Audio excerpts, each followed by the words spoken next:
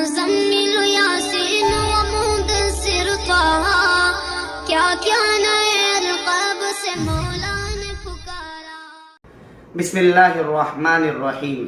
दोस्तों, मुबारक महीना शुरू हो चुका है और आज पहला रोज़ा है और 4 बजे की मजलिस का पहला भाग आपके सामने पेश कर रहा हूँ। सबसे पहले तो आप समझ लीजिए कि रमज़ान को रमज़ान क्यों कहते हैं। जैसे इस लफ्ज़ के कई मतलब बयान किए गए हैं, इसके साथ साथ लफ्ज़ रमज़ान का मतलब होता है जलाना, खाक कर देना।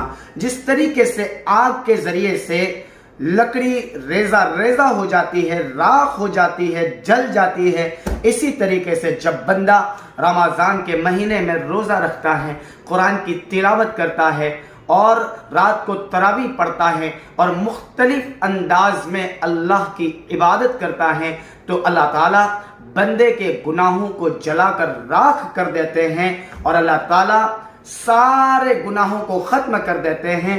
इसलिए इस महीने को भी रमज़ान कहा, रमज़ानुल मुबारक का महीना।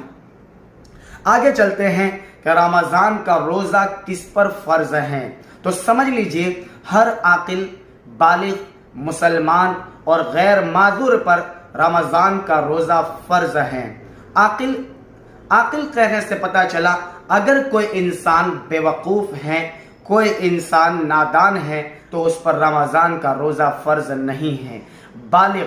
बालिग कहने से पता चला कि अगर नाबालिग बच्चा और नाबालिग बच्ची हैं तो उस पर रमज़ान का रोज़ा फ़र्ज़ नहीं है। अगर वो रोज़ा रखेंगे उन्हें सवाब मिलेगा, लेकिन उन पर रोज़ा फ़र्ज़ नहीं है। मुसलमान कहा, इससे पता चला गैर मुस्लिम पर रमज़ान का रोज़ा फ़र्ज़ नहीं है, क्योंकि गैर मुस्लिम शरीयत के अहकाम का मुकल्लफ नहीं है, इसलिए गैर मुस्लिम रमज़ान का रोज़ा नहीं रखेगा। इसी तरीके से गैर माज़ूर, तो माज़ूर कौन है? जिन्हें शरीयत ने इस बात की इजाज़त दी है कि वो रमज़ान का रोज़ा न रखे, तो उन पर कोई हरज नहीं है।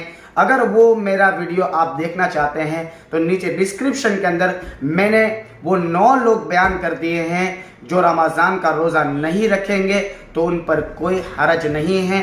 अगर आपने मेरा वो वीडियो नहीं देखा तो आप वहाँ जाकर देख लें। रमज़ान की फजीलत पहले तो मैं आपके सामने बयान कर दूं। हदीस में अल्लाह के हबीब अलैहिस्सलातु वस्सलाम ने फरमाया, अगर मेरी उम्मत को पता चल जावे कि रमज़ान क्या है, तो मेरी उम्मत ये तमन्ना करेगी कि काश ये महीना पूरे साल के लिए रहे, यानी रमज़ान पूरे साल रहे। अल्लाह ताला इस महीने के अंदर जो रहमतों को लुटाता है, अल्लाह ताला की जो रहमतें आम होती हैं, अगर बंदे को पता चल जावे तो बंदा इस बात की तमन्ना करेगा कि काश ये महीना पूरे साल रहे। तो ये रमज़ान की फजीलत थी। चलते हम मसले की तरफ। अगर किसी बंदे ने, आज पहला रोज़ा है इसलिए मैं आपके सामने बयान करता हूँ, अक्सर शुरू में ये गलतियाँ होती हैं, इंसान भूल से खा लेता है, भूल से पी लेता है, भूल से जिमा कर लेता है। तो अगर किसी बंदे ने भूल से खाना खा लिया या भूल से पानी पी लिया या भूल से उसने जिमा कर लिया, तो शरीयत में इसका क्या हुक्म है समझ लीजिए। अगर उसने पेट भरकर भी खा लिया, अगर उसने पेट भरकर पानी पी लिया, तब भी उसका रोज़ा नहीं टूटेगा। और अगर उसने जिमा कर लिया भूल से, तब भी उसका रोज़ा नहीं गया, उसका रोज़ा नहीं टूटेगा।